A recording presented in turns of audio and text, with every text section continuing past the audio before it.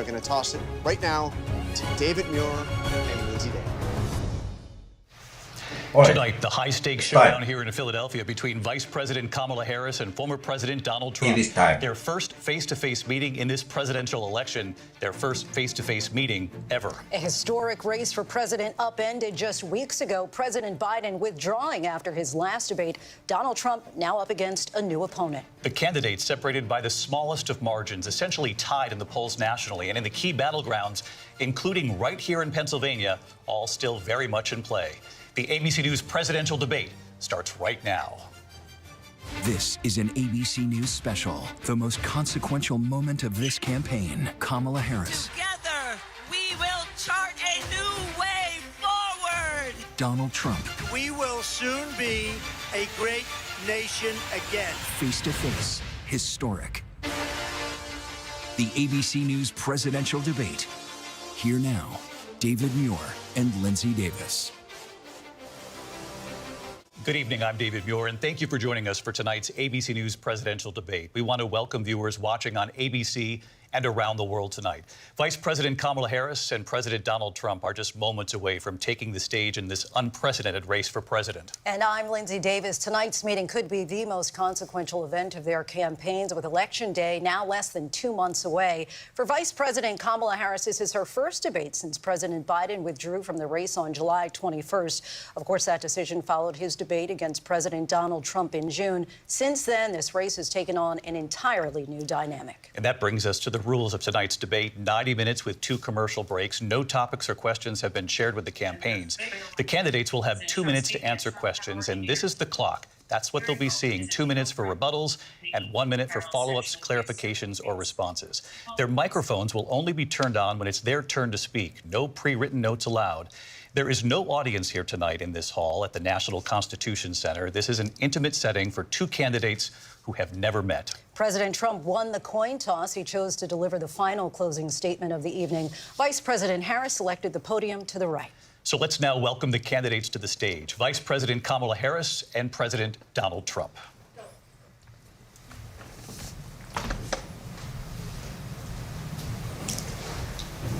Kamala Harris.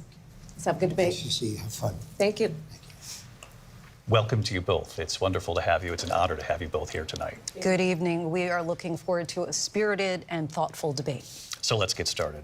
I want to begin tonight with the issue that voters repeatedly say is their #1 issue, and that is the economy and the cost of living in this country.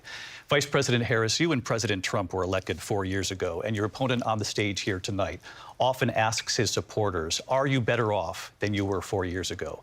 When it comes to the economy, do you believe Americans are better off than they were 4 years ago? So I was raised as a middle-class kid, and I am actually the only person on this stage who has a plan that is about lifting up the middle class and working people of America. I believe in the ambition, the aspirations, the dreams of the American people. And that is why I imagine and have actually a plan to build what I call an opportunity economy. Because here's the thing. We know that we have a shortage of homes and housing, and the cost of housing is too expensive for far too many people. We know that young families need support to raise their children, and I intend on extending a tax cut for those families of $6,000, which is the largest child tax credit that we have given in a long time, so that those young families can afford to buy a crib, buy a car seat, buy clothes for their children. My passion, one of them, is small businesses. My mother raised my sister and me, but there was a woman who helped raise us. We call her our second mother. She was a small business owner. I love our small businesses. My plan is to give a $50,000 tax deduction to start up small businesses, knowing they are part of the backbone of America's economy.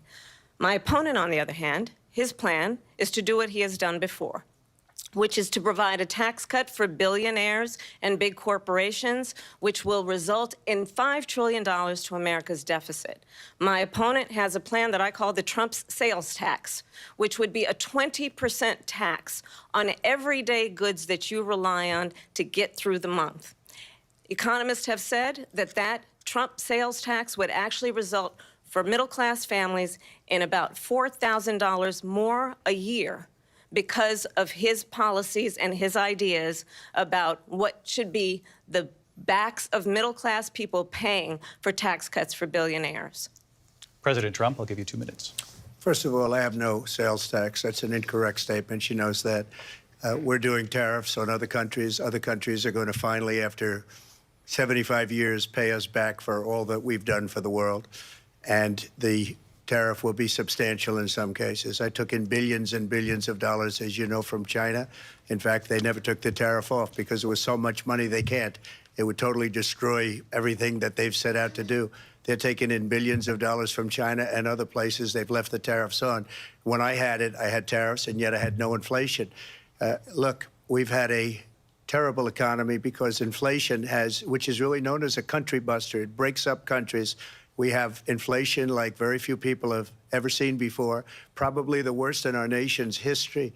We were at 21%, but that's being generous because many things are 50, 60, 70, and 80% higher than they were just a few years ago. This has been a disaster for people, for the middle class, but for every class. On top of that, we have millions of people pouring into our country from prisons and jails, from mental institutions and insane asylums, and they're coming in and they're taking jobs that are occupied right now by African Americans and Hispanics, and also unions. Unions are going to be affected very soon. And you see what's happening. You see what's happening with towns throughout the United States. You look at Springfield, Ohio. You look at Aurora in Colorado.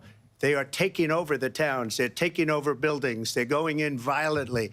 These are the people that Xi and Biden led into our country, and they're destroying our country. They're dangerous. They're at the highest level of criminality, and we have to get them out. We have to get them out fast. I created one of the greatest economies in the history of our country. I'll do it again and even better. We are going to get to immigration and border security during this debate, but I would like to let Vice President Harris respond on the economy here. Well, I would love to. Let's talk about what Donald Trump left us.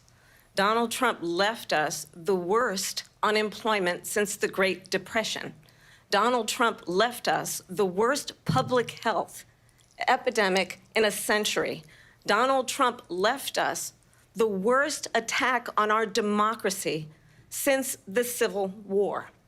And what we have done is clean up Donald Trump's mess. What we have done and what I intend to do is build on what we know are the aspirations and the hopes of the American people. But I'm going to tell you all in this debate tonight, you're going to hear from the same old tired playbook, a bunch of lies, grievances, and name-calling. What you're going to hear tonight is a detailed and dangerous plan called Project 2025 that the former president intends on implementing if he were elected again.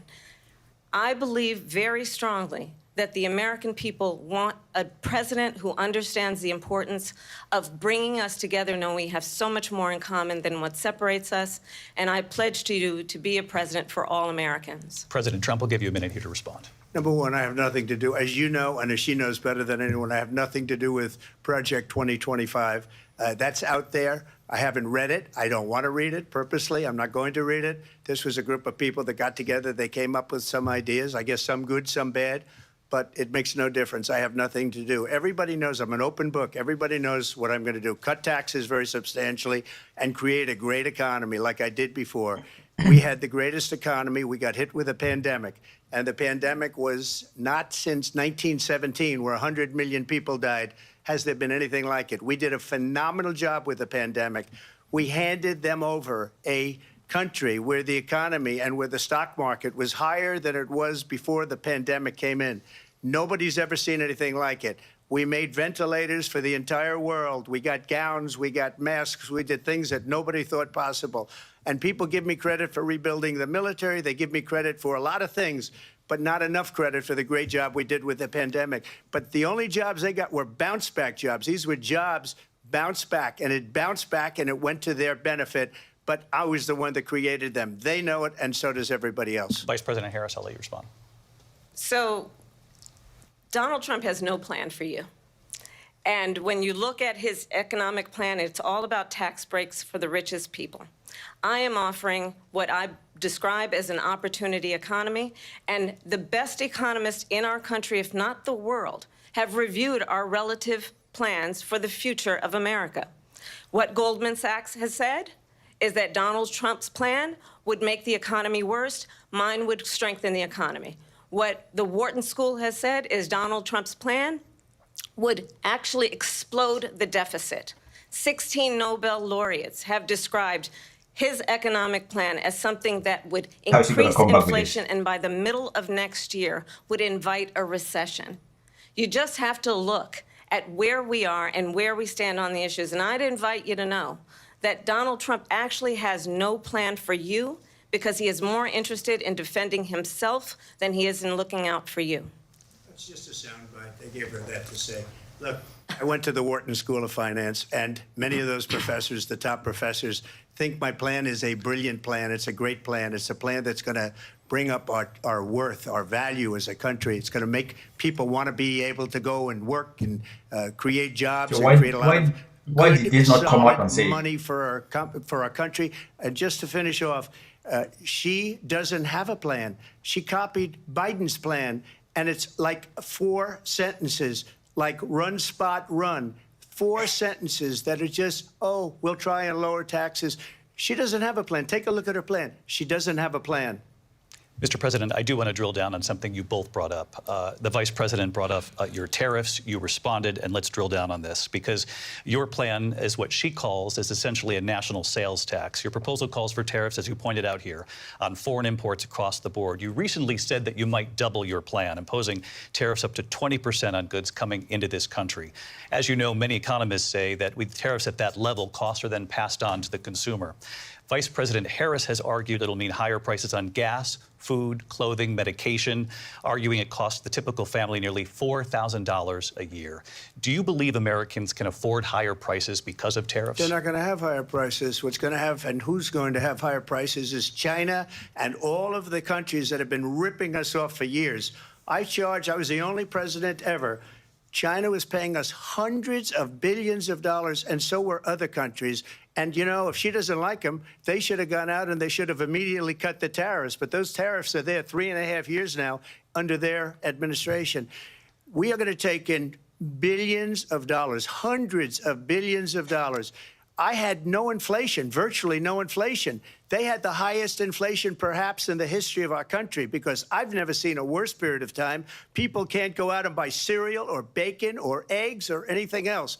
The people of our country are absolutely dying with what they've done. They've destroyed the economy. And all you have to do is look at a poll. The polls say 80 and 85 and even 90% that the Trump economy was great, that their economy was terrible. Vice President Harris, I do want to ask for your response, and you heard what the president said there, because the Biden administration did keep a number of the Trump tariffs in place. So how do you respond? Well, let's be clear that the Trump administration resulted in a trade deficit, one of the highest we've ever seen in the history of America. He invited trade wars. You want to talk about his deal with China? What he ended up doing is, under Donald Trump's presidency, he ended up selling American chips to China to help them improve and modernize their military, basically sold us out, when a policy about China should be in making sure the United States of America wins the competition for the 21st century, which means focusing on the details of what that requires, focusing on relationships with our allies, focusing on investing in American-based technology so that we win the race on AI, on quantum computing, focusing on what we need to do to support America's workforce so that we don't end up having, on the short end of the stick, in terms of workers' rights. But what Donald Trump did, let's talk about this, with COVID, is he actually thanked President Xi for what he did during COVID. Look at his tweet. Thank you, President Xi, exclamation point, when we know that Xi was responsible for lacking and not giving us transparency about the origins of COVID.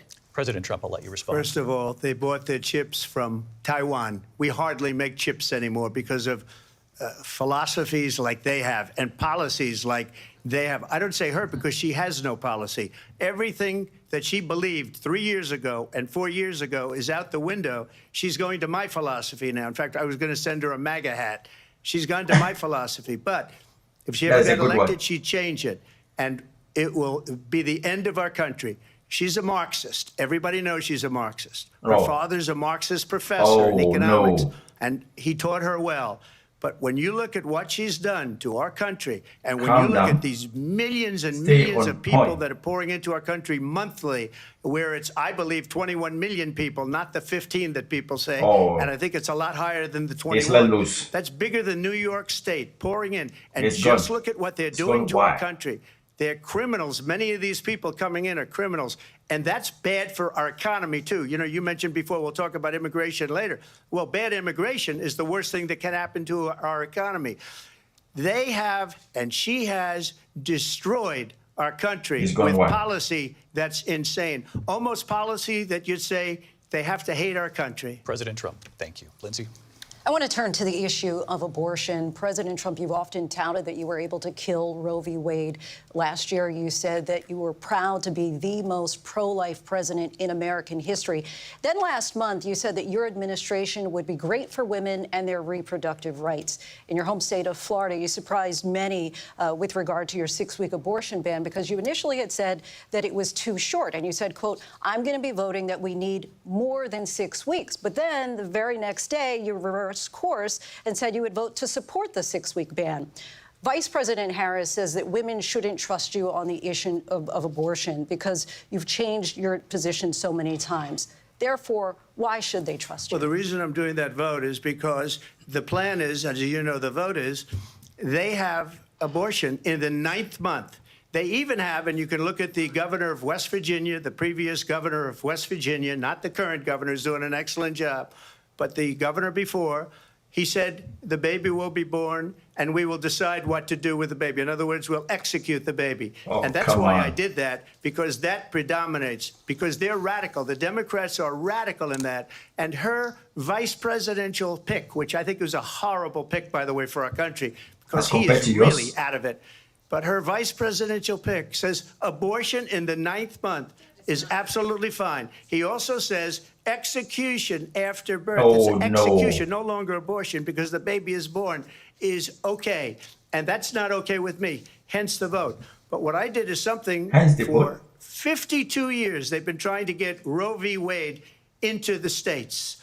And through the genius and heart and strength of 6 Supreme Court justices, we were able to do that. Now, I believe in the exceptions for rape, incest, and life of the mother. I believe strongly in it. Ronald Reagan did also. 85% of Republicans do. Exceptions. Very important. But we were able to get it, and now states are voting on it. And for the first time, you're going to see, look, this is an issue that's torn our country apart for 52 years. Every legal scholar, every Democrat, every Republican, liberal, conservative, they all wanted this issue to be brought back to the states where the people could vote. And that's what happened. Now, Ohio, the vote was somewhat liberal. Kansas, the vote was somewhat liberal, much more liberal than people would have thought. But each individual state is voting. It's the vote of the people now. It's not tied up in the federal government. I did a great service in doing it. It took courage to do it. And the Supreme Court had great courage in doing it. And I give tremendous credit to those 6 justices. There is no state in this country where it is legal to kill a baby after it's born. Madam Vice President, I want to get your response to President Trump. Well, as I said, you're going to hear a bunch of lies, and that's not actually a surprising fact. Let's understand how we got here. Donald Trump hand-selected 3 members of the United States Supreme Court with the intention that they would undo the protections of Roe v. Wade. And they did exactly as he intended. And now in over 20 states, there are Trump abortion bans, which make it criminal for a doctor or nurse to provide health care. In one state, it provides prison for life. Trump abortion bans that make no exception even for rape and incest, which understand what that means.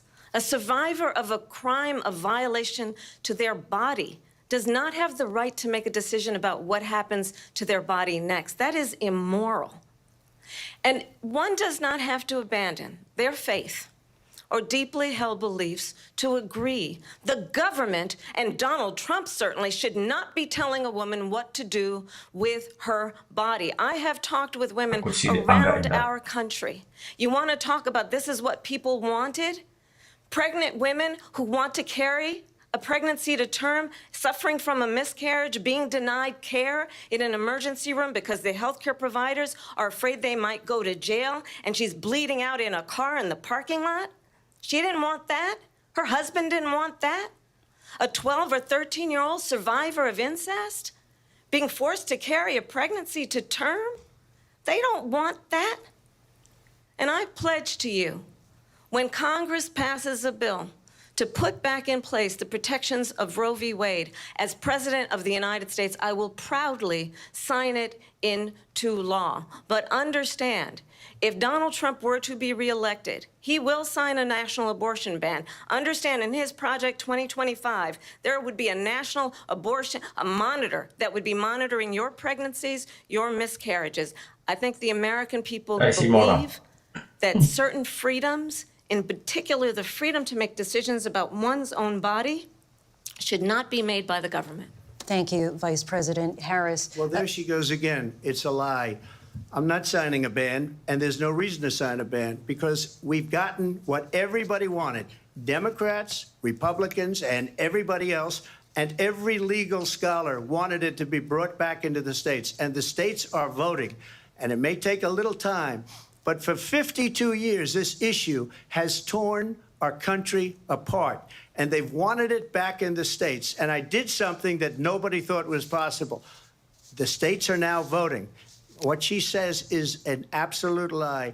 And as far as the abortion ban, no, I'm not in favor of abortion ban, but it doesn't matter, because this issue has now been taken over by the states. Would you veto a national abortion ban if it came to your desk? Well, I won't have to, because, again, two things. Number one, she said she'll go back to Congress. She'll never get the vote. It's impossible for her to get the vote, especially now with the 50-50, and essentially 50-50 in both Senate and the House.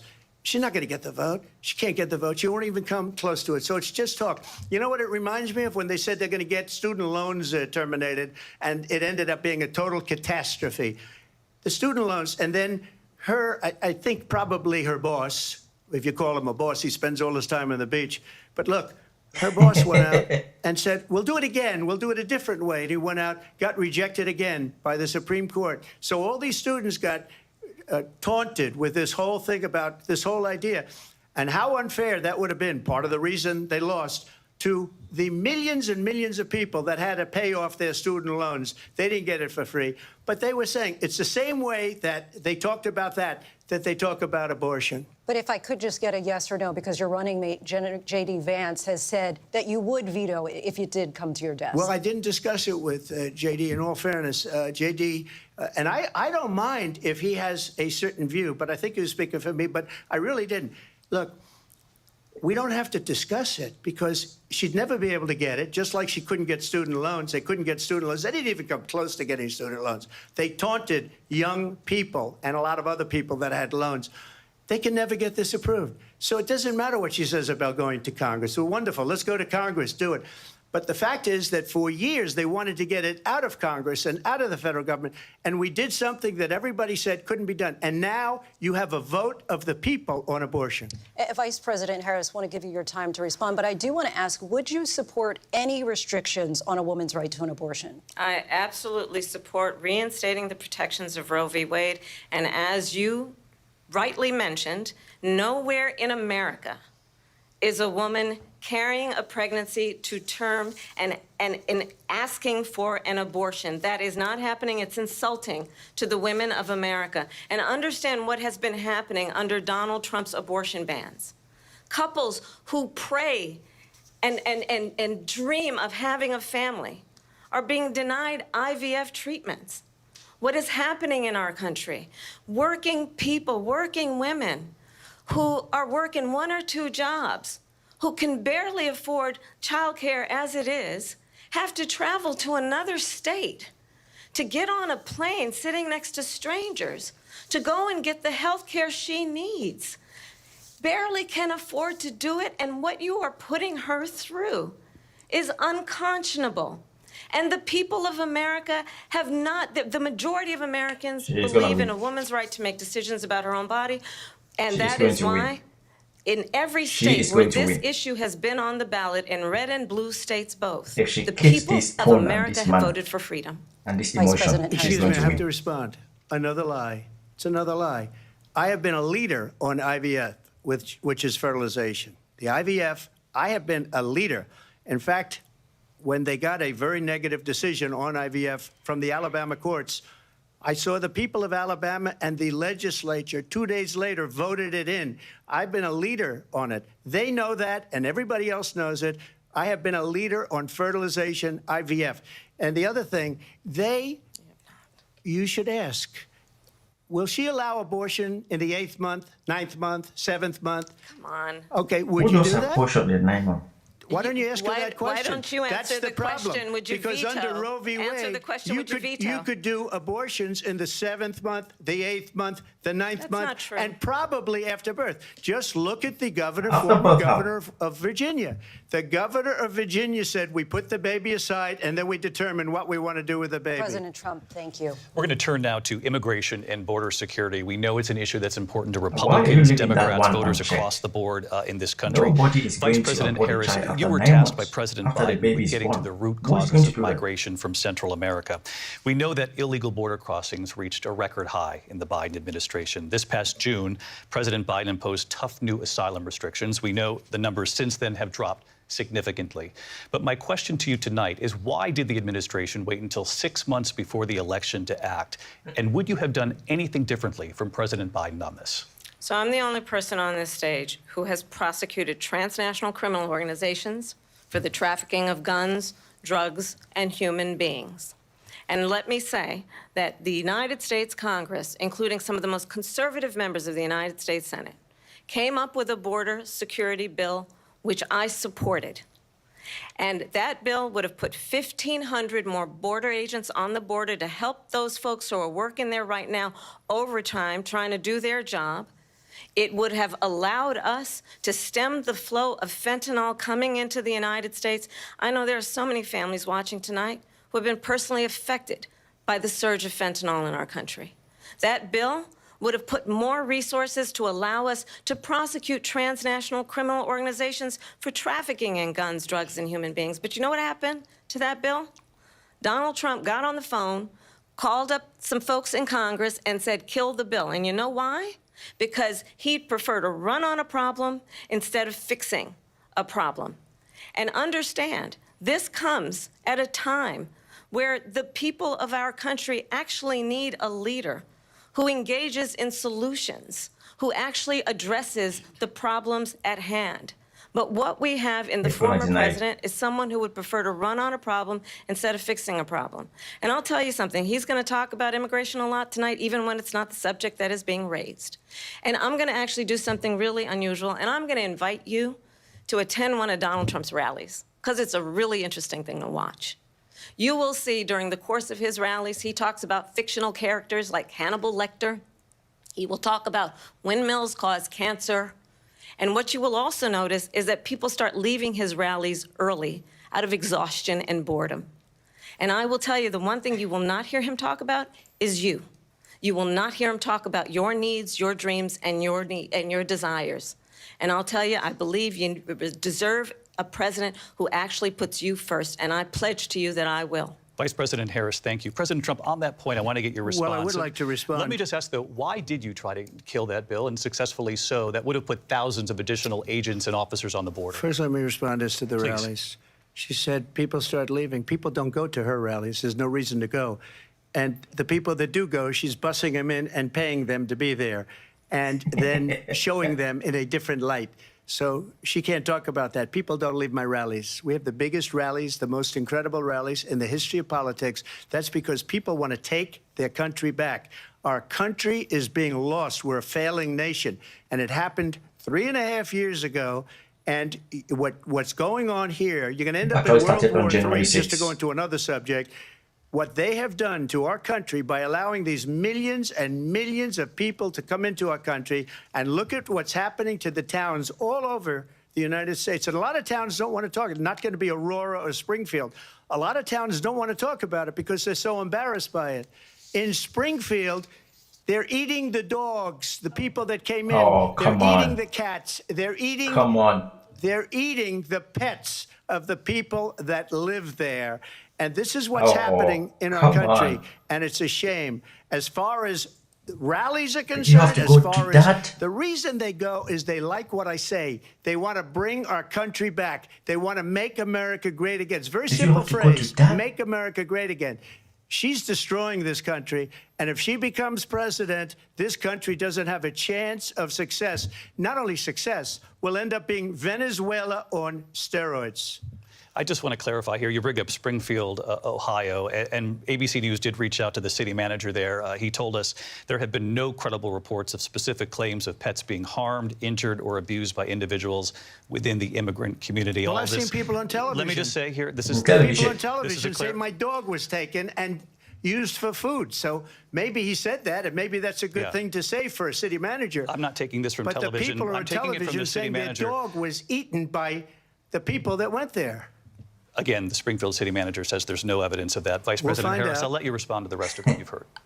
You talk about extreme. You know, this is, I think, one of the reasons why in this election I actually have the endorsement of 200 Republicans who have formerly worked with President Bush, Mitt Romney, and John McCain, including the endorsement of former Vice President Dick Cheney and Congress member Liz Cheney. And if you want to really know the inside track on who the former president is, if he didn't make it clear already, just ask people who have worked with him. His former chief of staff, a 4-star general, has said he has contempt for the Constitution of the United States. His former national security advisor has said he is dangerous and unfit. His former Secretary of Defense has said the nation, the Republic, would never survive another Trump term. And when we listen to this kind of rhetoric, when the issues that affect the American people are not being addressed, I think the choice is clear in this election. President Trump, I'll give you a quick minute to respond here. Thank you, because when I hear that, see, I'm a different kind of a person. I fired most of those people. Not so graciously. They did bad things or a bad job. I fired them. They never fired one person. They didn't fire anybody having to do with Afghanistan and the Taliban and the 13 people whose were just killed, viciously and violently killed. And I got to know the parents and the family. They didn't fire. They should have fired all those generals, all those top people, because that was one of the most incompetently handled situations anybody has ever seen. So when somebody does a bad job, I fire him. And you take a guy like Esper. He was no good. I fired him. So he writes a book. Another one writes a book. Because with me, they can write books. With nobody else can they.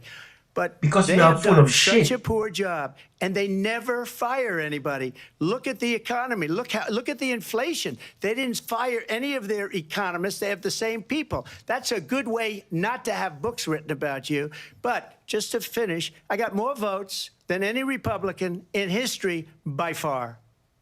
In fact, I got more votes than any president, sitting president, in history by far.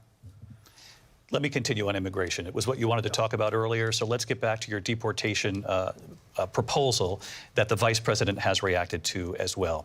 President Trump, you call this the largest domestic deportation operation in the history of our country. You say you would use the National Guard. You say if things get out of control, you'd have no problem using the U.S. military. Police, yes. You also said you would use local police. How would you deport 11 million undocumented immigrants? I know you believe that number is much higher. Take us through this. What does this look like? Will authorities be going door to door in this country? Yeah, it is much higher because of them. They allowed criminals, many, many millions of criminals. They allowed terrorists. They allowed common street criminals. They allowed people to come in, drug dealers, to come into our country. And they're now in the United States and told by their countries like Venezuela, don't ever come back or we're going to kill you. Do you know that crime in Venezuela and crime in countries all over the world is way down? You know why? Because they've taken their criminals off the street and they've given them to her to put into our country. And this will be one of the greatest mistakes in history for them to allow.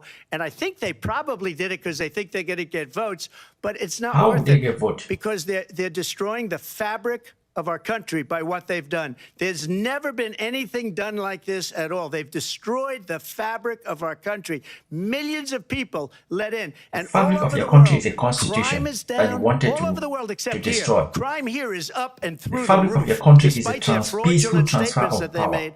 Crime in this country is through the fabric roof. of your And we have a country new is form of crime. election. It's called migrant crime, and it's happening at levels that nobody thought possible. President Trump, as you know, the FBI says overall violent crime is actually coming down in this country. But Vice Excuse me, President the Harris, I'll FBI give you they were defrauding statements.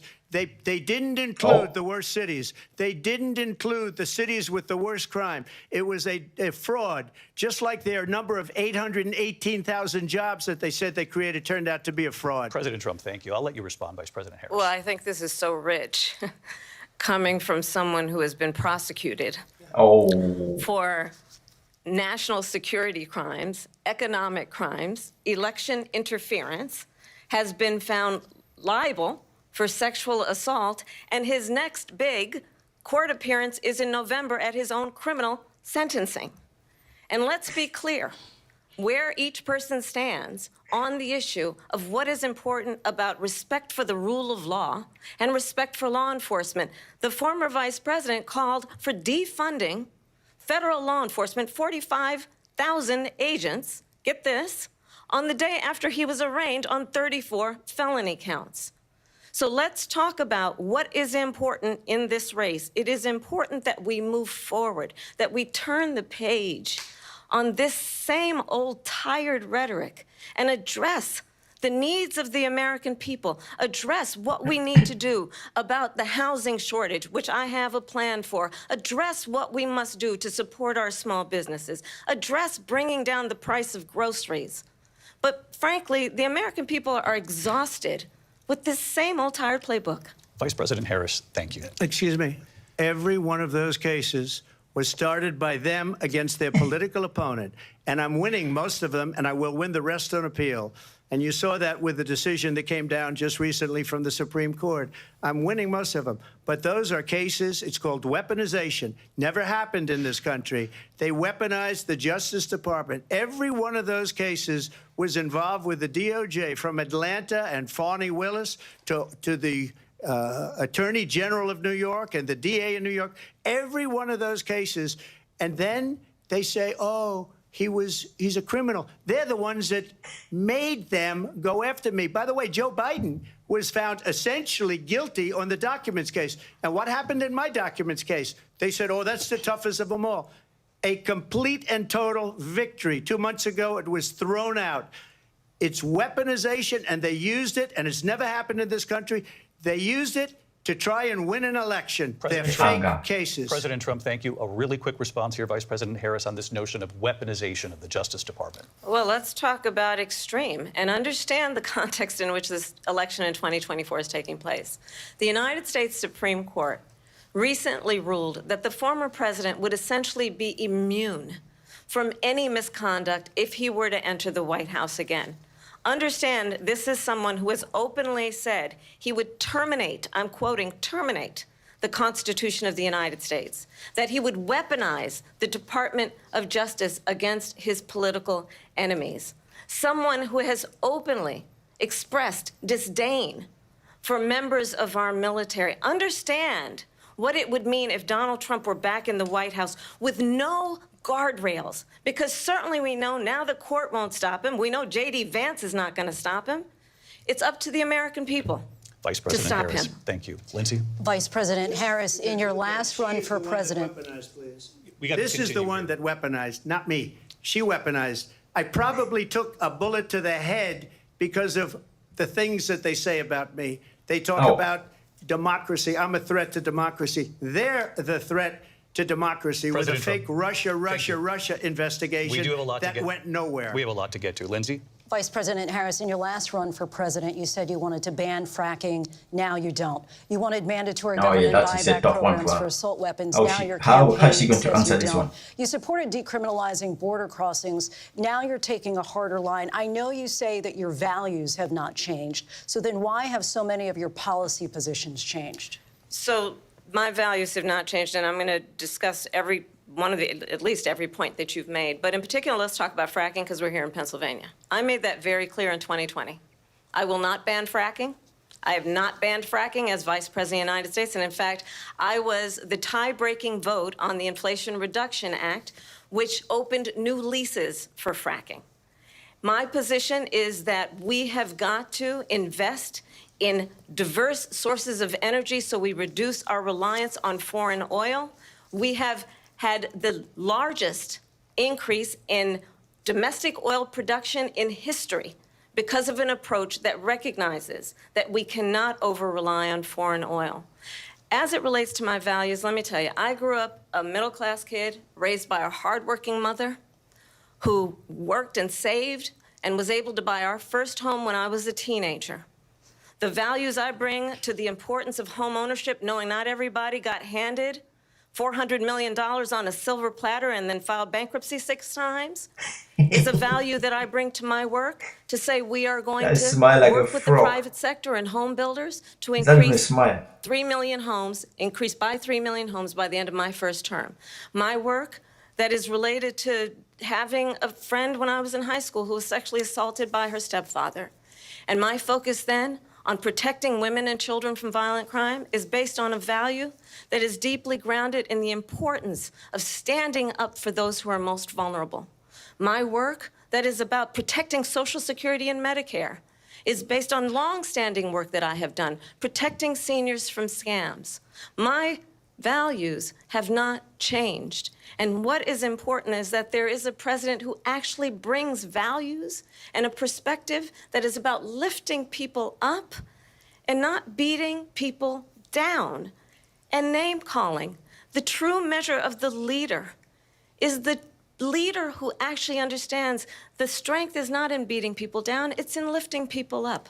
I intend to be that president. President Trump, your response? First of all, I wasn't given $400 million. I wish I was. My father was a Brooklyn builder, Brooklyn, Queens, and a great father, and I learned a lot from him. But I was given a fraction of that, a tiny fraction, and I built it into many, many billions of dollars, many, many billions. And when people see it, they are even surprised. So we don't have to talk about that. Fracking, she's been against it for 12 years. Defund the police, she's been against that forever. She gave all that stuff up very wrongly, very horribly, and everybody's laughing at it, okay? They're all laughing at it. She gave up at least 12 and probably 14 or 15 different policies. Like, she was big on defund the police. In Minnesota, she went out, wait a minute, I'm talking now, if you don't mind, please. Does that sound familiar? She went out in Minnesota and wanted to let criminals that killed people, that burned down Minneapolis, she went out and raised money to get them out of jail. She did things that nobody would ever think of. Now she wants to do transgender operations on illegal aliens that are in prison. This is a radical left liberal that would do this. She wants to confiscate your guns, and she will never allow fracking in Pennsylvania. If she won the election, fracking in Pennsylvania will end on day one. Just to finish, one thing so important in my opinion. So I got the oil business going like nobody has ever done before. When they took over, they got rid of it, started getting rid of it, and the prices were going up the roof. They immediately let these guys go to where they were. I would have been 5 times, 4 times, 5 times higher, because you're talking about 3.5 years ago. They got it up to where I was because they had no choice, because the prices of energy were quadrupling and doubling. You saw what happened to gasoline.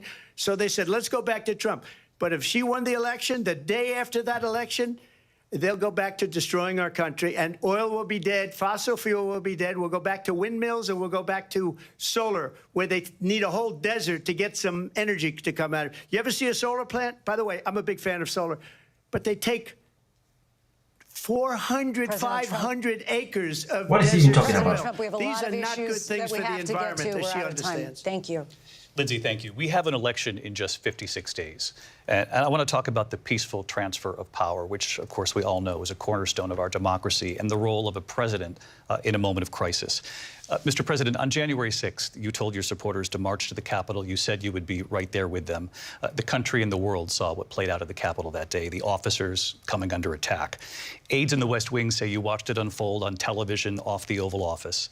You did send out tweets, but it was more than 2 hours before you sent out that video message telling your supporters to go home. Is there anything you regret about what you did on that day?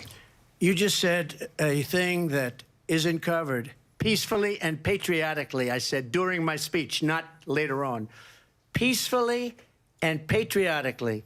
And nobody on the other side was killed. Ashley Babbitt was shot by an out-of-control police officer that should have never, ever shot her.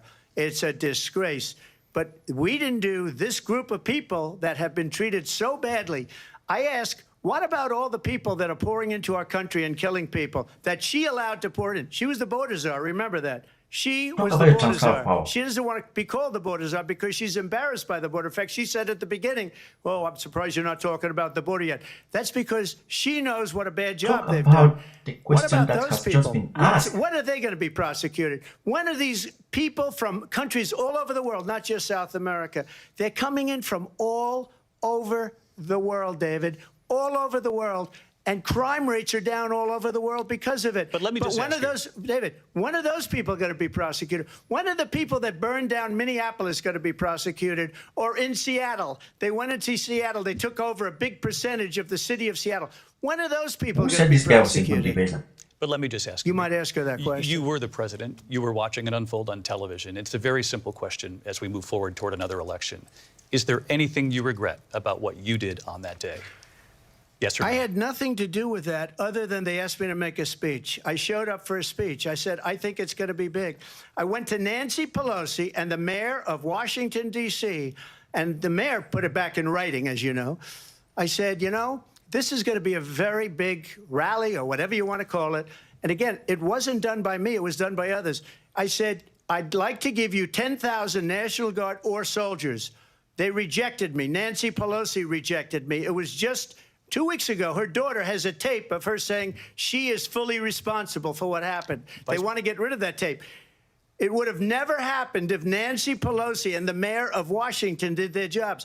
I wasn't responsible for security. Nancy Pelosi was responsible. She didn't do her job. The question was about you as president, not about former Speaker Pelosi. But I do want Vice President Harris to respond here. I was at the Capitol on January 6th. I was the vice president-elect. I was also an acting senator. I was there. And on that day, the President of the United States incited a violent mob to attack our nation's capital, to desecrate our nation's capital. On that day, 140 law enforcement officers were injured, and some died. And understand, the former president has been indicted and impeached for exactly that reason. But this is not an isolated situation. Let's remember Charlottesville, where there was a mob of people carrying tiki torches, spewing anti-Semitic hate. And what did the president then at the time say? There were fine people on each side.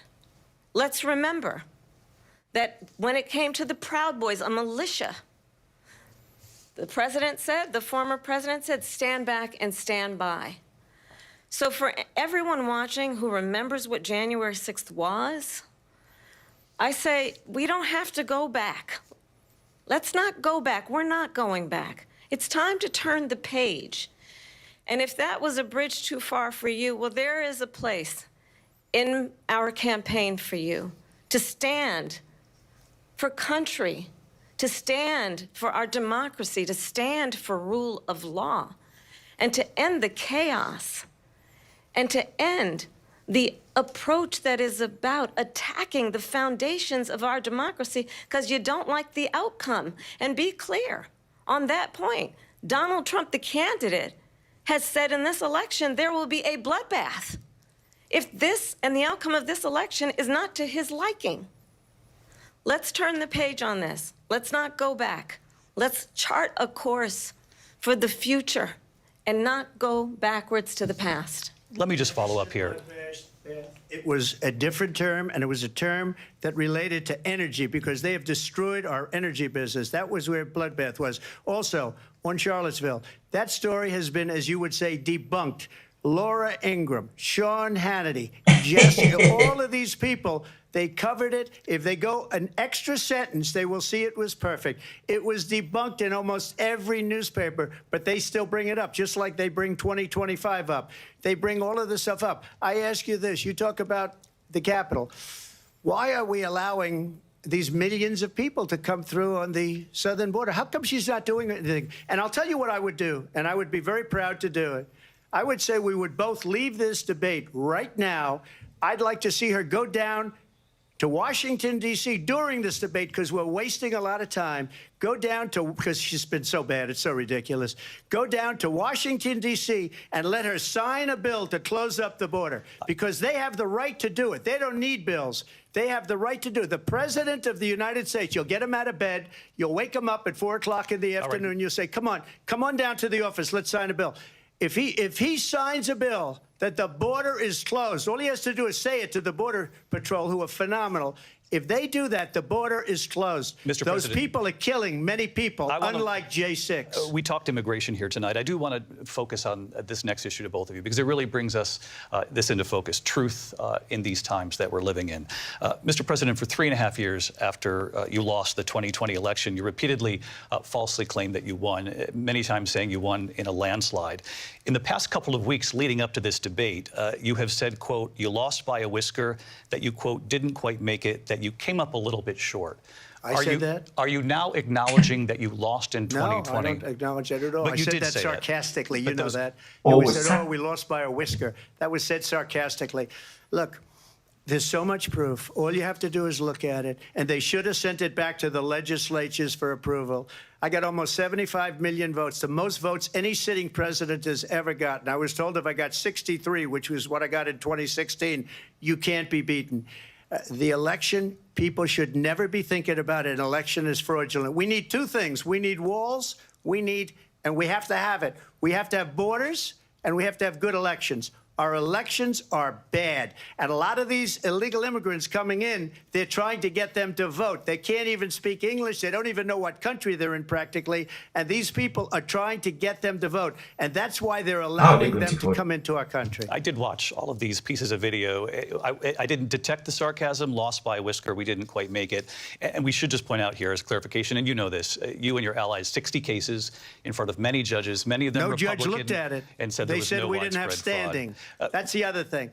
They said we didn't have standing, a technicality. Can you imagine a system where a person in an election doesn't have standing? The President of the United States doesn't have standing.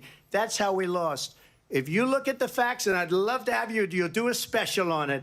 I'll show you Georgia, and I'll show you Wisconsin, and I'll show you Pennsylvania. Why is he going back to... We have so many facts and statistics, but you know what? That doesn't matter because we have to solve the problem that we have right now. That's old news. And the problem that we have right now is we have a nation in decline, and they have put it into decline. We have a nation that is dying, David. Mr. President, thank you. Vice President Harris, you heard the president there tonight. He said he didn't say that he lost by a whisker. So he still believes he did not lose the election that was won by President Biden and yourself. But I do want to ask you about something that's come up in the last couple of days. This was a post from President Trump about this upcoming election just weeks away. He said, when I win, those people who cheated, and then he lists donors, voters, election officials, he says will be prosecuted to the fullest extent of the law, which will include long-term prison sentences. One of your campaign's top lawyers responded saying, we won't let Donald Trump intimidate us. We won't let him suppress the vote. Is that what you believe he's trying to do here? Donald Trump was fired by 81 million people. So let's be clear about that. And clearly he is having a very difficult time processing that.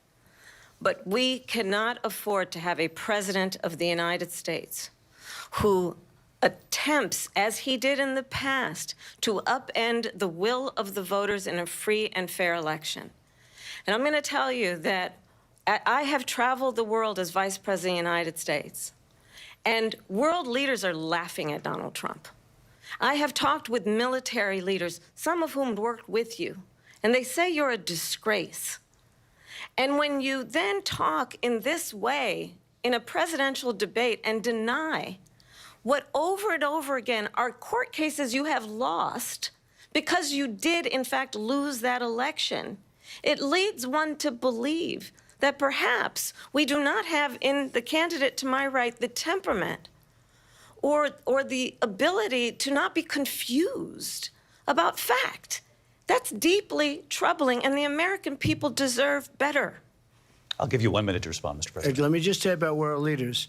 Viktor Orban, one of the most respected men, and they call him a strong man. He's a tough person, smart. Prime Minister of Hungary.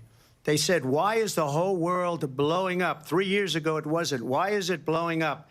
Why He said, did you call him because Viktor you Orban? need Trump back as president. They were afraid of him. China was afraid, and I don't like to use the word afraid, but I'm just quoting him. China was afraid of him. North Korea was afraid of him.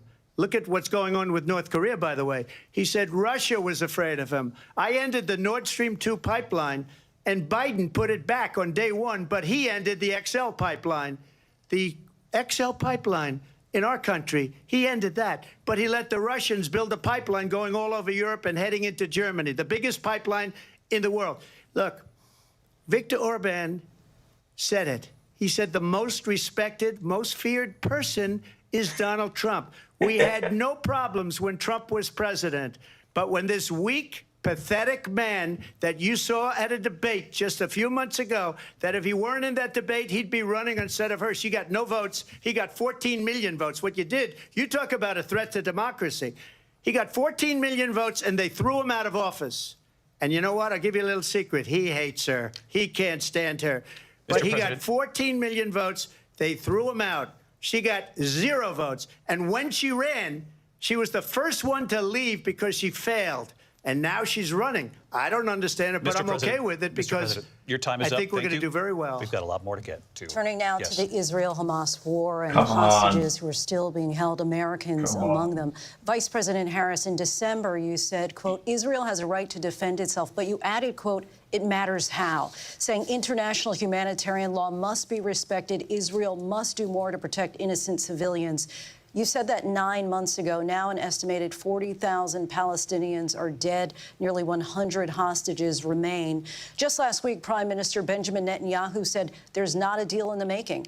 President Biden has not been able to break through the stalemate. How would you do it? Well, let's understand how we got here. On October 7, Hamas, a terrorist organization, slaughtered 1,200 Israelis. Many of them young people who were simply attending a concert. Women were horribly raped. And so absolutely, I said then, I say now, Israel has a right to defend itself. We would. And how it does so matters. Because it is also true, far too many innocent Palestinians have been killed. Children, mothers. What we know is that this war must end. It must end immediately, and the way it will end is we need a ceasefire deal and we need the hostages out. And so we will continue to work around the clock on that. Work around the clock, also understanding that we must chart a course for a two-state solution. And in that solution, there must be security for the Israeli people and Israel, and in equal measure for the Palestinians. But the one thing I will assure you always, I will always give Israel the ability to defend itself, in particular as it relates to Iran and any threat that Iran and its proxies pose to Israel. But we must have a two-state solution where we can rebuild Gaza, where the Palestinians have security, self-determination, and the dignity they so rightly deserve. President Trump, how would you negotiate with Netanyahu and also Hamas in order to get the hostages out and prevent the killing of more innocent civilians in Gaza? If I were president, it would have never started. If I were president, Russia would have never, ever, I know Putin very well, he would have never, and there was no threat of it either, by the way, for 4 years, have gone into Ukraine and killed millions of people when you add it up, far worse than people understand what's going on over there. But when she mentions about Israel, all of a sudden, She hates Israel. She wouldn't even meet with Netanyahu when he went to Congress to make Doesn't a mean very she hates important Israel. speech. Come She on. refused to be there because she was at a sorority party of hers. She wanted to go to the sorority party. She hates Israel. If she's president, I believe that Israel will not exist within 2 years from now. And I've been pretty good at predictions, and I hope I'm wrong about that one. Are you? She hates Israel. At the same time, in her own way, she hates the Arab population because the whole place is going to get blown up. Arabs, Jewish people, Israel will be gone. It would have never happened. Iran was broke under come on. Donald Trump. What is he talking now about? Iran has $300 billion because they took off all the sanctions that I had. Iran had no money for Hamas or Hezbollah or any of the 28 different spheres of terror. And they are spheres of terror, horrible terror. They had no money. It was a big story, and you know it. You covered it very well, actually. They had no money for terror. They were broke. Now they're a rich nation, and now what they're doing is they're spreading that money around. Look at what's happening with the Houthis and Yemen. Look at what's going happening. on in the Middle East. This would have never happened. I will get that settled and fast, and I'll get the war with Ukraine and Russia ended. If I'm president-elect, I'll get it done before even becoming president. Vice President Oh, Harris really? says you hate Israel. That's absolutely not true. I have my entire career and life supported Israel and the Israeli people. He knows that. He's trying to, again, divide and distract from the reality, which is it is very well known that Donald Trump is weak and wrong on national security and foreign policy. It is well known that he admires dictators, wants to be a dictator on day one, according to himself. It is well known that he said of Putin that he can do whatever the hell he wants and go into Ukraine. It is well known that he said when Russia went into Ukraine, it was brilliant. It is well known he exchanged love letters with Kim Jong-un. And it is absolutely well known that these dictators and autocrats are rooting for you to be president again because they're so clear. They can manipulate you with flattery and favors. And that is why so many military leaders who you have worked with have told me you are a disgrace. That is why we understand that we have to have a president who is not consistently weak and wrong on Vice national President security, Harris. including the importance of upholding and respecting in highest regard our military. Vice President Harris, thank you. They're the ones, and she's the one that caused it, that's weak on national security by allowing every nation last month for the year, 168 different countries sending people into our country. Their crime rates are way down. Putin endorsed her last week, said, I hope she wins. And I think he meant it because what he's gotten away with is absolutely incredible. It wouldn't have happened with me. The leaders of other countries think that they're weak and incompetent, and they are. They're grossly incompetent. And I just ask one question. Why does Biden go in and kill the Keystone Pipeline and approve the single biggest deal that Russia's ever made, Nord Stream 2, the biggest pipeline anywhere in the world going to Germany and all over Europe? Because they're weak and they're ineffective. And Biden, by the way, President gets paid Trump, a lot of money. Thank you. We have a lot of issues to get to. We'll be right back with much more of this historic ABC News presidential debate from the National Constitution Center right here in Philadelphia. Back in a moment.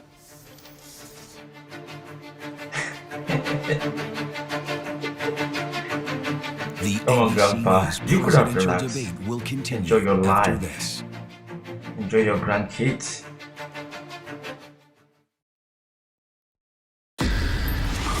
It was a regular day for 19-year-old Melissa Witt. What is She Twitter went to meet saying? her mom at a bowling church league, but she never makes it into the bowling alley. My gut knew this was not a young girl who just ran away.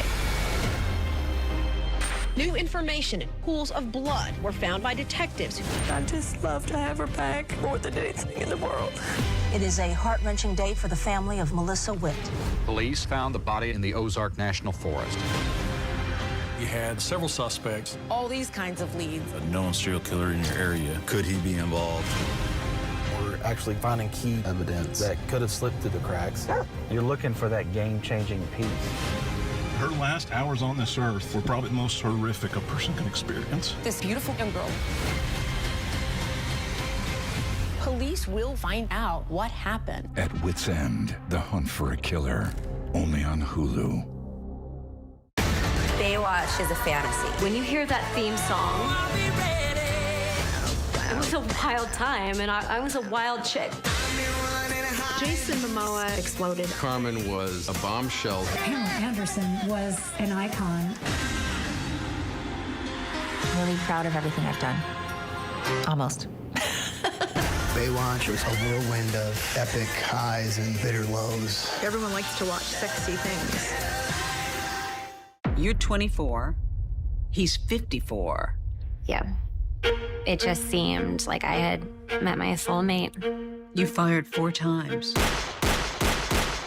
Friday, 2020 is all new. The 32-year-old former ballerina. The center of the so-called Black Swan trial. Here we go.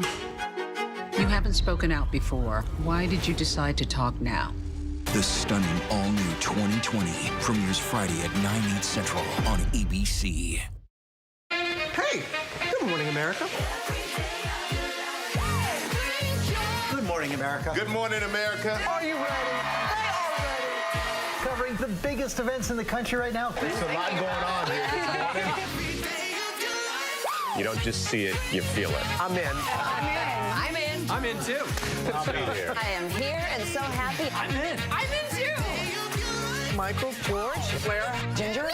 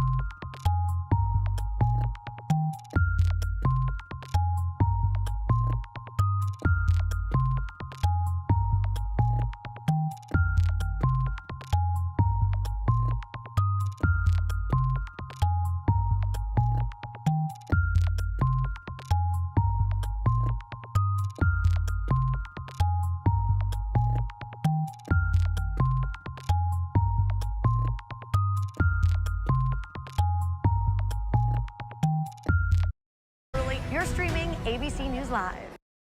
What does it take to be the most watched newscast in America? We are part of an operation. Is this our Combat Operations Center? We're approaching the gate. Militants came in from... Hi, appreciate you. Thank you. Ismail, David. ABC's World News Tonight with David Muir is America's most watched newscast. You're watching America's #1 streaming news. Keep streaming with ABC News Live. Live from the National Constitution Center in Philadelphia, Pennsylvania. Here again, David Muir and Lindsay Davis. Welcome back to this historic ABC News presidential debate tonight. We're going to continue here, and I want to turn to the war in Ukraine. We're now 2.5 years into this conflict. Mr. President, it has been the position of the Biden administration that we must defend Ukraine from Russia, from Vladimir Putin, to defend their sovereignty, their democracy, that it's in America's best interest to do so, arguing that if Putin wins, he may be emboldened to move even further into other countries. You have said you would solve this war in 24 hours. You said so just before the break tonight. How exactly would you do that? And I want to ask you a very simple question tonight. Do you want Ukraine to win this war? I want the war to stop. I want to save lives that are being people being killed by the millions. It's the millions. It's so much worse than the numbers that you're getting, which are fake numbers. Look, we're in for $250 billion or more because they don't ask Europe, which is a much bigger beneficiary to getting this thing done. than we are. They're in for $150 billion How would you end the less war because Biden in 2 and days? you don't have Or the did he say in courage to 24 hours? ask Europe, like I did with NATO. They paid billions and billions, hundreds of billions of dollars when I said, either you pay up or we're not going to protect you anymore. So that's maybe one of the reasons they don't like me as much as they like weak people. But you take a look at what's happening. We're in for 250 to 275 billion. They're into 100 to 150. They should be forced to equalize. With that being said, I want to get the war settled. I know Zelensky very well, and I know Putin very well. I have a good relationship, and they respect the president. Okay, they respect me. They don't respect Biden. How would you respect him? Why? For what reason? He hasn't even made a phone call in 2 years to Putin. Hasn't spoken to anybody. They don't even try and get it. That is a war that's dying to be settled. I will get it settled before I even become president. If I win, when I'm president-elect, and what I'll do is I'll speak to one, I'll speak to the other, I'll get them together. That war would have never happened. And in fact, when I saw Putin after I left, unfortunately left because our country has gone to hell. But after I left, when I saw him building up soldiers, he did it after I left, I said, oh, he must be negotiating. It must be a good, strong point of negotiation. Well, it wasn't, because Biden had no idea how to talk to him. He had no idea how to stop it. And now you have millions of people dead, and it's only getting worse, and it could lead to World War III. Don't kid yourself, David. We're playing with World War III, and we have a president that we don't even know if he's... Where is our president? We don't even know if he's a president. And just to clarify They threw him out of a campaign like a dog. We don't even know. Is he our president? But we have a president, Mr. President, that doesn't know he's alive. Your time is up. Just to clarify in the question, do you believe it's in the U.S. best interests for Ukraine to win this war, yes or no? I think it's the U.S. best interest to get this war finished and just get it done. All right. Negotiate a deal, because we have to stop all of these human lives from being destroyed. I want to take this to Vice President Harris. I want to get your thoughts on support for Ukraine in some people are this going to sit there and but think also, like that is a good as answer. Commander-in-Chief, if elected, how would you deal with Vladimir Putin, and would it be any different from what we're seeing from President Biden? Well, first of all, it's important to remind the former president you're not running against Joe Biden, you're running against me. I believe the reason that Donald Trump says that this war would be over within 24 hours is because he would just give it up. And that's not who we are as Americans. Let's understand what happened here. I actually met with Zelensky a few days before Russia invaded, tried through force to change territorial boundaries, to defy one of the most important international rules and norms, which is the importance of sovereignty and territorial integrity. And I met with President Zelensky. I shared with him American intelligence about how he could defend himself. Days later, I went to NATO's eastern flank, to Poland and Romania. And through the work that I and others did, we brought 50 countries together to support Ukraine in its righteous defense. And because of our support, because of the air defense, the ammunition, the artillery, the javelins, the Abrams tanks that we have provided, Ukraine stands as an independent and free country. If Donald Trump were president, Putin would be sitting in Kyiv right now. And understand what that would mean, because Putin's agenda is not just about Ukraine. Understand why the European allies and our NATO allies are so thankful that you are no longer president, and that we understand the importance of the greatest military alliance the world has ever known, which is NATO, and what we have done to preserve the ability of Zelensky and the Ukrainians to fight for their independence. Otherwise, Putin would be sitting in Kyiv with his eyes on the rest of Europe, starting with Poland. And why don't you tell the 800,000 Polish Americans right here in Pennsylvania how quickly you would give up for the sake of favor and what you think is a friendship with what is known to be a dictator who would eat you for lunch. Vice President Harris, thank you. We've heard from both of you on Ukraine tonight. Afghanistan came up in the last hour. I wanted her to respond to something you said earlier, and I'll give you a minute here. Putin would be sitting in Moscow, and he wouldn't have lost 300,000 men and women, but he would have been sitting in Moscow. Quiet, please. He would have been sitting in Moscow, much happier than he is right now. But eventually, you know, he's got a thing that other people don't have. He's got nuclear weapons. They don't ever talk about that. He's got nuclear weapons. Nobody ever Why thinks should they talk about about that? And eventually, maybe he'll use them, and maybe he hasn't been that threatening. You But putting he ideas does in have his that. brain. Something we don't even like to talk about. Nobody likes to talk about it. But just so you Why understand, did they talk about they nuclear sent her weapons? to negotiate peace before this war started. 3 days later, he went in and he started the war because everything they said was weak and stupid. They said the wrong things. That war should have never started. She was the emissary. They sent her in to negotiate with Zelensky and Putin, and she did. And the war started 3 days later. And that's the kind of talent we have with her. She's worse than Biden. In my opinion, I think he's the worst president in the history of our country. She goes down as the worst vice president in the history of our country. But let me tell you something. She is a horrible negotiator. They sent her in to negotiate. As soon as they left, Putin did the invasion. President Trump, thank you. You did bring up something. You said she went to negotiate with Vladimir Putin. Vice President Harris, have you ever met Vladimir Putin? Can you clarify tonight? Yet again, I said it at the beginning of this debate, you're going to hear a bunch of lies coming from this fellow. And that is another one. When I went to meet with President Zelensky, I've now met with him over 5 times. The reality is it has been about standing as America always should, as a leader upholding international rules and norms, as a leader who shows strength, understanding that the alliances we have around the world are dependent on our ability to look out for our friends and not favor our enemies because you adore strong men instead of caring about democracy. And that is very much what is at stake here. The President of the United States is commander-in-chief. And the American people have a right to rely on a president who understands the significance of America's role and responsibility in terms of ensuring that there is stability and ensuring we stand up for our principles and not sell them for the benefit of personal flattery. We've talked about Ukraine and Vladimir Putin. I do want to talk about Afghanistan. It came up in the first hour of this debate. I want to move on to Afghanistan. No. Said Trump did the most amazing thing I've ever seen. He got these countries, the 28 countries at the time, to pay up. He said, I've never seen. He's the head of NATO. He said, I've never seen. For years, we were paying almost all of NATO. We were being ripped off by European nations, both on trade and on NATO.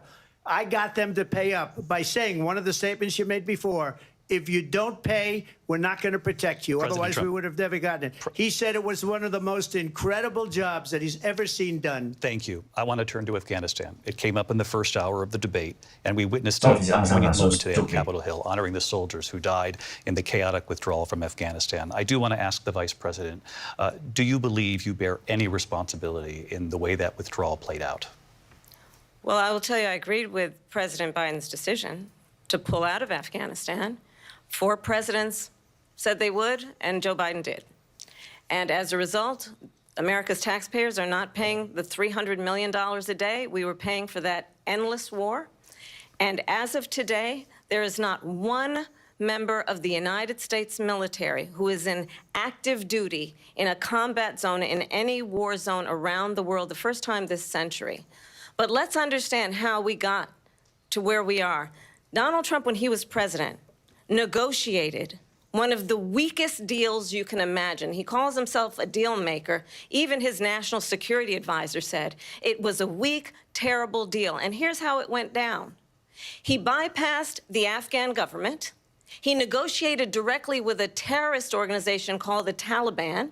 The negotiation involved the Taliban getting 5,000 Taliban terrorists released. And get this, and the president at the time invited the Taliban to Camp David, a place of storied significance for us as Americans, a place where we honor the importance of American diplomacy, where we invite and receive respected world leaders.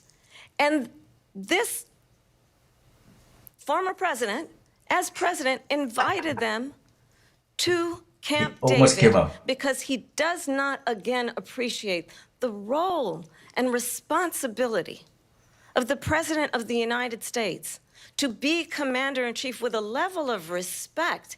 And this gets back to the point of how he has consistently disparaged and demeaned members of our military, fallen soldiers, and the work that we must do to uphold the strength and the respect of the United States of America around the world. Vice President Harris, thank you. President Trump, your response to her saying that you began the negotiations with the Taliban. So, if you take a look at that period of time, the Taliban was killing our soldiers, a lot of them, with snipers. And I got involved with the Taliban because the Taliban was doing the killing. That's the fighting force within Afghanistan. They don't bother doing that because, you know, they deal with the wrong people all the time. But I got involved. And Abdul is the head of the Taliban. He is still the head of the Taliban. And I told Abdul, don't do it anymore. You do it anymore, you're going to have problems. And he said, why do you send me a picture of my house? I said, you're going to have to figure that out, Abdul. And for 18 months, we had nobody killed. We did have an agreement negotiated by Mike Pompeo. It was a very good agreement. The reason it was good, it was we were getting out. We would have been out faster than them, but we wouldn't have lost the soldiers. We wouldn't have left many Americans behind, and we wouldn't have left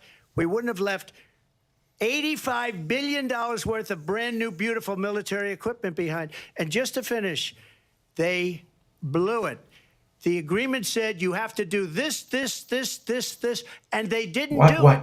They didn't do it. The agreement was terminated by us because they didn't do what they were supposed to do. I want to move on. And these people did the worst withdrawal and, in my opinion, the most embarrassing moment in the history of our country. And by the way, that's why Russia attacked Ukraine, because they saw how incompetent she and her boss are.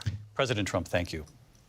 I want to move on now to race and politics in this country. Mr. President, you recently said of Vice President Harris, quote, I didn't know she was black until a number of years ago when she happened to turn black, and now she wants to be known as black.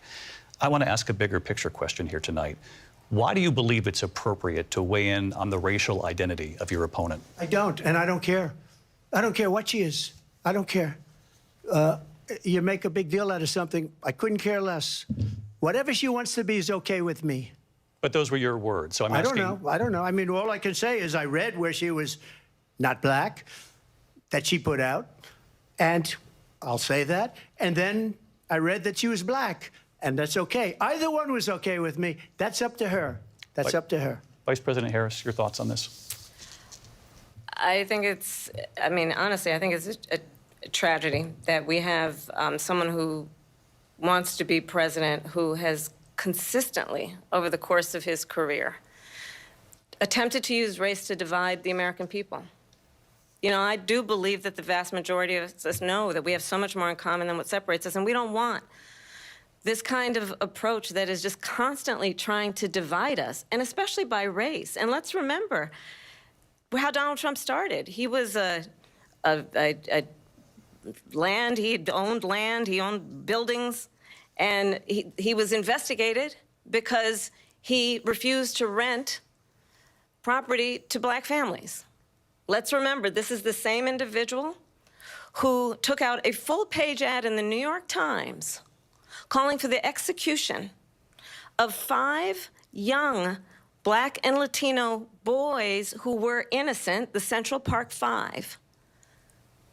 Took out a full-page ad calling for their execution. This is the same individual who spread birther lies about the first black president of the United States. And I think the American people want better than that, want better than this, want someone who understands, as I do, I travel our country. We see in each other a friend. We see in each other a neighbor. We don't want a leader who is constantly trying to have Americans point their fingers at each other. I meet with people all the time who tell me, can we please just have discourse about how we're going to invest in the aspirations and the ambitions and the dreams of the American people? Knowing that regardless of people's color or the language their grandmother speaks, we all have the same dreams and aspirations and want a president who invests in those, not in hate and division. Vice President Harris, thank you. Lindsay? President Trump, this is now your third time. This is the most divisive presidency in the history of our country. Caused by There's you. never been anything like it. They're destroying our country, and they come up with things like what she just said. Going back many, many years, when a lot of people, including Mayor Bloomberg, agreed with me on the Central Park Five, they admitted, they come said, on. they pled guilty. And I said, well, if they pled guilty, they badly hurt a person, killed a person ultimately. And if they pled guilty, then they pled, we're not guilty. But this is a person that has to stretch back years, 40, 50 years ago, because there's nothing now. I built one of the greatest economies in the history of the world, and I'm going to build it again. It's going to be bigger, better, and stronger. But they're destroying our economy. They have no idea what a good economy is. Their oil policies, Americans, every if you single vote this man policy. again, And then remember this, we all are dumb. she is Biden. You know, she's trying to get away from Biden. I don't know the gentleman, she says. She is Biden. The worst inflation we've ever had, a horrible economy because inflation has made it so bad, and she can't get away with that. Thank you. Your time is up. I want to respond to that, though. I want to just respond briefly. Clearly, I am not Joe Biden, and I am certainly not Donald Trump. And what I do offer is a new generation of leadership for our country, one who believes in what is possible, one who brings a sense of optimism about what we can do instead of always disparaging the American people. I believe in what we can do to strengthen our small businesses, which is why I have a plan. Let's talk about our plans and let's compare the plans.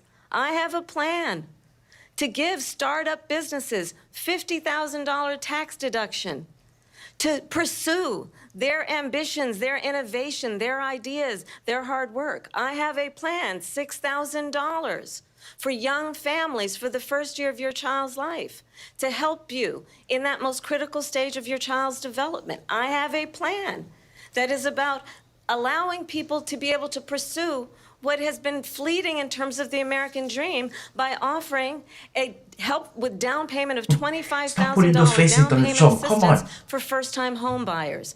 That's the kind of conversation, I believe, David, that people really want tonight, as opposed to a conversation that is constantly about belittling and name-calling. Let's turn the page Vice President and move Harris, forward. thank you. Let's turn to policy. President Let's Trump, turn back we to have policy. to move on. Come President on. Trump. Let's turn to policy, please. Come on. To defund the police. Oh. She has a plan to confiscate everybody's gun. President Trump, she we has do a have to plan move to on to not other allow issues. fracking in Pennsylvania Come or on. anywhere else. Okay. Thank you, That's Mr. what her President. plan is until just recently. I just need Lindsay, to go ahead. respond because Trump, the President former Trump, president has said no, I'm something sorry. twice that I need to No, respond to. I'm sorry. We're I going just to need to move on, respond Vice one President time Harris. to what he has President said Trump, this multiple is times. now your third time running for president. You have long vowed to repeal and replace the Affordable Care Act, also known as Obamacare. You have failed to accomplish that. You now say you're going to keep Obamacare, quote, unless we can do something much better. Correct. Last month, you said, quote, we're working on it. So tonight, 9 years after you first started running, do you have a plan, and can you tell us what it is? Obamacare was lousy health care, always was. It's not very good today. And what I said, that if we come up with something, and we are working on things, we're going to do it, and we're going to replace it. You've But been working on remember things for this. 9 years. I inherited Obamacare because Democrats wouldn't change it. They wouldn't vote for it. They were unanimous. They wouldn't vote to change it. If they would have done that, we would have had a much better plan than Obamacare. But the Democrats came up. They wouldn't vote for it. I had a choice to make when I was president. Do I save it and make it as good as it can be, never going to be great, or do I let it rot? And I felt I had an obligation, even though politically it would have been good to just let it rot and let it go away. I decided, and I told my people, the top people, and they're very good people. I have a lot of good people in that administration. We read about the bad ones. We had some real bad ones, too, and so do they. They have really bad ones. The difference is they don't get rid of them. But let me just explain.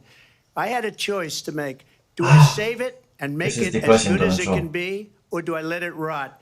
And I saved it. I did the right thing. But it's still never going to be great, and it's too expensive for people. And what we will do is we're looking at different plans. If we can come up with a plan that's going to cost our people, our population, less money and be better health care than Obamacare, then I would absolutely do it.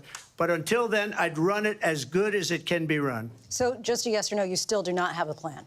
I have concepts of a plan. I'm not president right now. But if we come up with something, I would only change it if we come up with something that's better and less expensive. And there are concepts and options we have to do that. And you'll be hearing about it in the not-too-distant future. Vice President Harris, in 2017, you supported Bernie Sanders' proposal to do away with private insurance and create a government-run health care system. 2 years later, you proposed a plan that included a private insurance option. What is your plan today? Well, first of all, I absolutely support, and over the last 4 years as vice president, private health care options. But what we need to do is maintain and grow the Affordable Care Act. But I'll get to that, Lindsay. I just need to respond to a previous point that the former president has made. I've made very clear my position on fracking. And then this business about taking everyone's guns away. Tim Walz and I are both gun owners. We're not taking anybody's guns away. So stop with the continuous lying about this stuff. As it relates to the Affordable Care Act, understand, just look at the history to know where people stand. When Donald Trump was president, 60 times he tried to get rid of the Affordable Care Act. 60 times. I was a senator at the time when I will never forget the early morning hours when it was up for a vote in the United States Senate.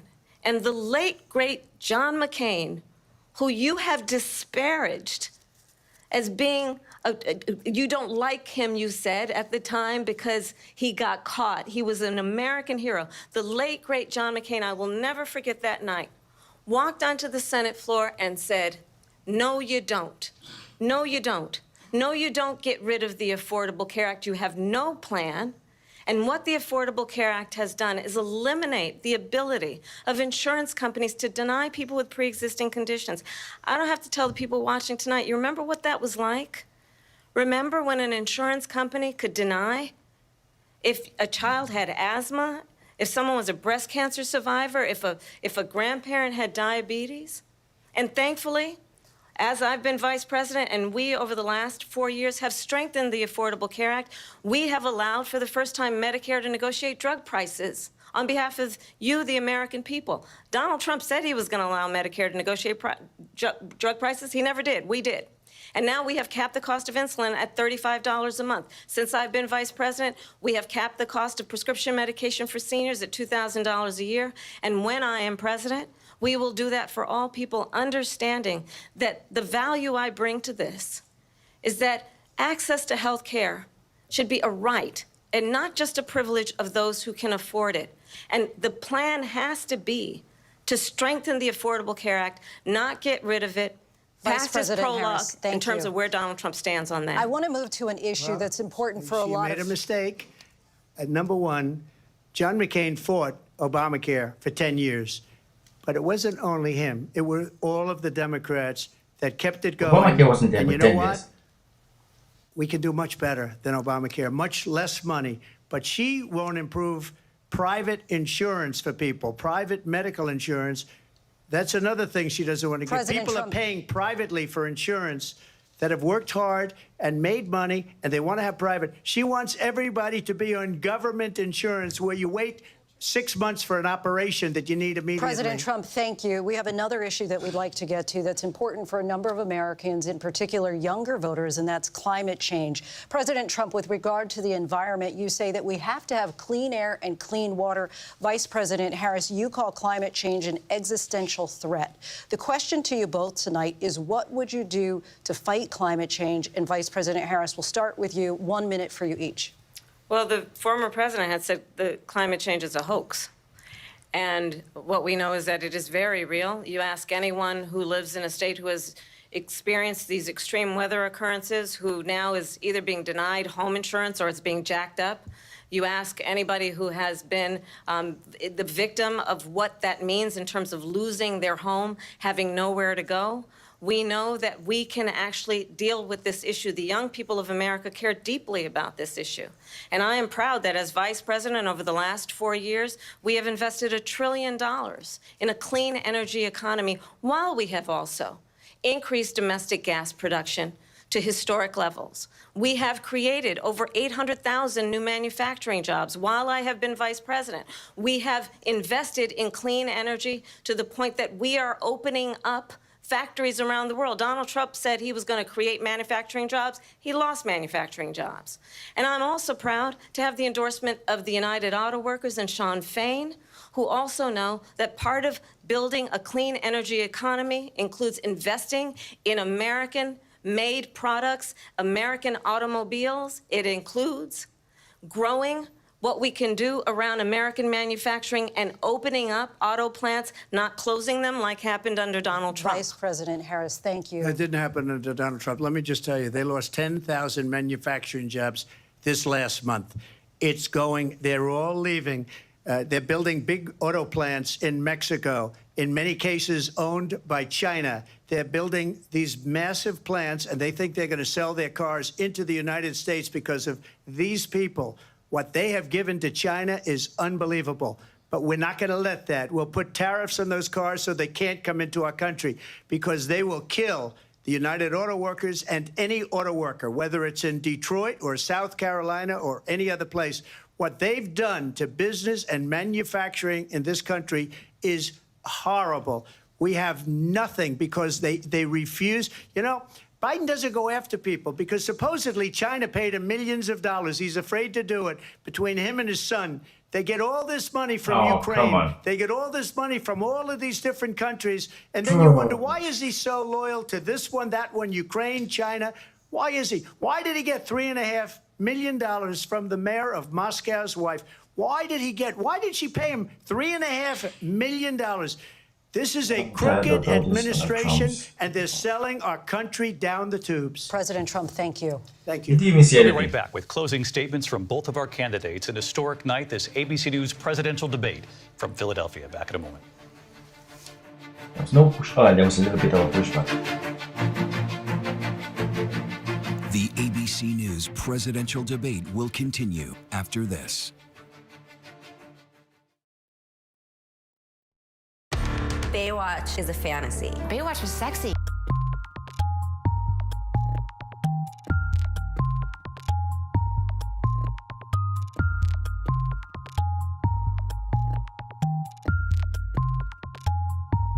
Oh, Trump. I don't know why people keep saying that this man is smart. They say good. He just speaks. Trump speaks like, you know, when you go to, let's say, I come from Africa, when you go to the market and you have these guys who don't have anything to sell in the market, but they're always in the market.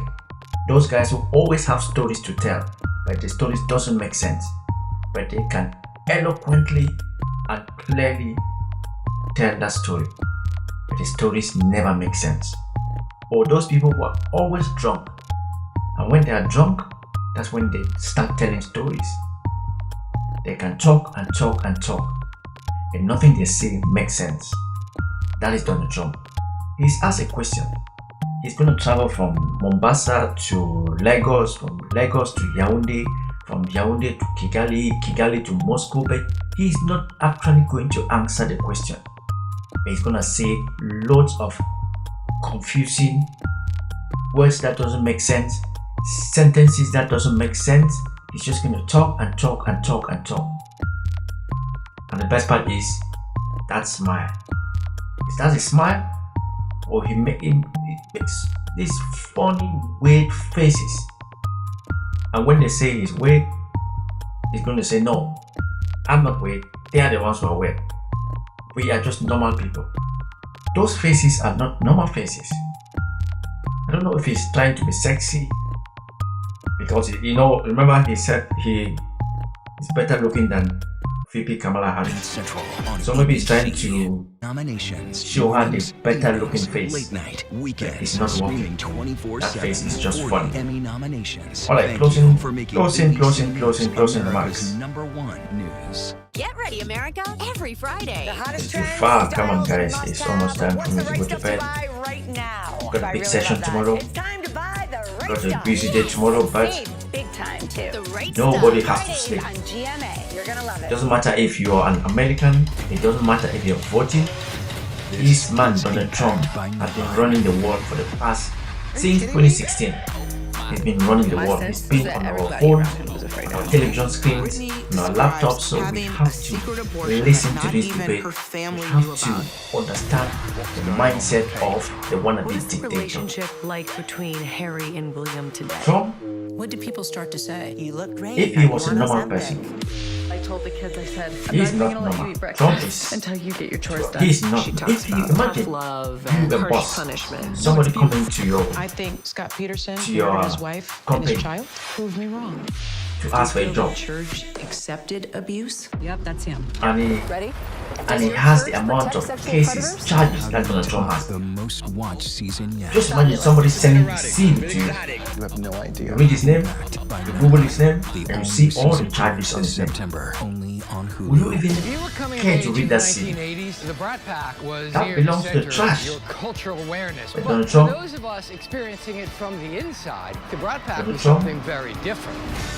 Could be president of the United States. Brat Pack name not I remember a exist. few years ago I was having this argument with this guy. What a disaster. He's from the UK, from Africa, I'm not gonna say and he actually moved Well, we didn't to film the United States for 1 year with his family to I work. think we could have. And we're having this debate, and I told him that a lot of Americans are dumb. We are And he heading was like, into no, you the can't say they're unknown. dumb. How can I not say they're dumb if Donald Trump is the best guy to represent 70 plus million people? If you read Donald Trump's record, his record is not a good one. His CV is a bad one. Somebody who's been bankrupt 6 times, who's had almost 4,000 cases. Live from the National Constitution Center in As a litigant Philadelphia, Pennsylvania. or a Here defendant. again, David Muir and 4,000. Lindsay Davis. 4,000. Welcome back tonight. The time has come for let's closing listen to statements, closing and remarks. Vice President Harris, Closing statements, we begin rather. with you. So I think you've heard tonight two very different visions for our country. One that is focused on the future, and the other that is focused on the past, and an attempt to take us backward. But we're not going back. And I do believe back. that the American people know we all have so much more in common than what separates us. And we can chart a new way forward. And a vision of that includes having a plan, understanding the aspirations, the dreams, the hopes, the ambition of the American people, which is why I intend to create an opportunity economy, investing in small businesses, in new families, in what we can do around protecting seniors, what we can do that is about giving hardworking folks a break and bringing down the cost of living. I believe in what we can do together that is about sustaining America's standing in the world and ensuring that we have the respect that we so rightly deserve, including respecting our military and ensuring we have the most lethal fighting force in the world. I will be a president that will protect our fundamental rights and freedoms, including the right of a woman to make decisions about her own body and not have her government tell her what to do. I'll tell you, I started my career as a prosecutor. I was a DA, I was an attorney general, a United States senator, and now vice president. I've only had one client, the people. And I'll tell you, as a prosecutor, I never asked a victim or a witness, are you a Republican or a Democrat? The only thing I ever asked them, are you okay? And that's the kind of president we need right now. Someone who cares about you and is not putting themselves first. I intend to be a president for all Americans and focus on what we can do over the next 10 and 20 years to build back up our country by investing right now in you, the American people. Vice President Harris, thank you. President Trump? So she just started by saying she's going to do this, she's going to do that, she's going to do all these wonderful things. Why hasn't she done it? She's been there for 3.5 years. She was not the They've president. had 3.5 years to fix the border. They've had 3.5 years to create jobs and all the things we talked about. But Why they're creating hasn't jobs. she done it? She should leave right now, go down to that beautiful White House, go to the Capitol, get everyone together and do the things you want to do, but you haven't done it, and you won't do it because you believe in things that the American people don't believe in.